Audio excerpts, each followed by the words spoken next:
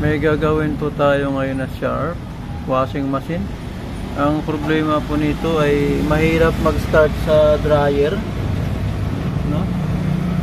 Kaya check natin yung kanyang capacitor dito.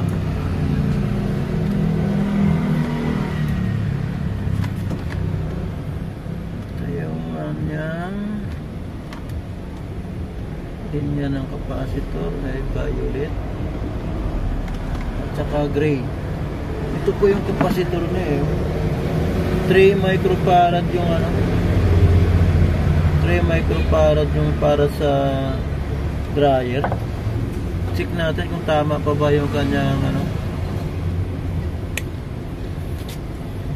value ng capacitor.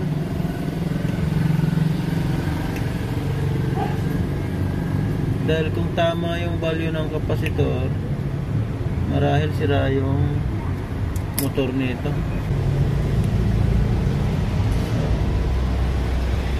Try natin.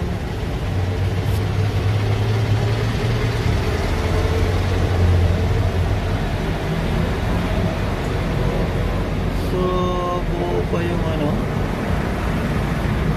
yung capacitor. Sakto pang 3 microfarad. Malambot naman yung kanyang so ibig sabihin yung motor ay kailangan magpalit. So magpapalit po tayo ng kanyang makina o yung motor.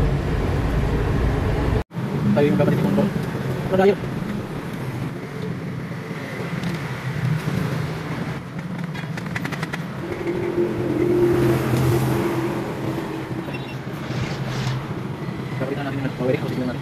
Ayan na po, na-install na natin yung kanyang bagong motor nitong Sharp na washing machine.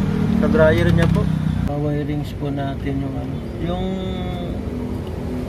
source ng bagong motor ay blue.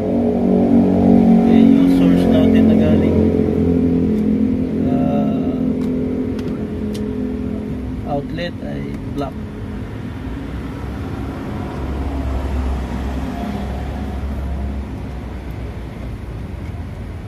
Then yung gray.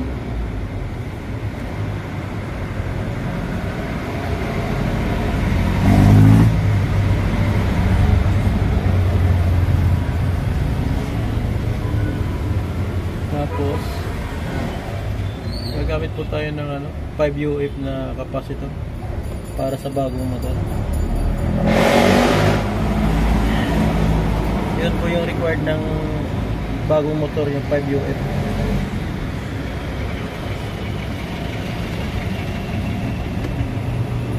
Okay, titipan na lang po natin ito. Testing natin itong ginawa natin dryer. Okay, tingnan natin yung brake.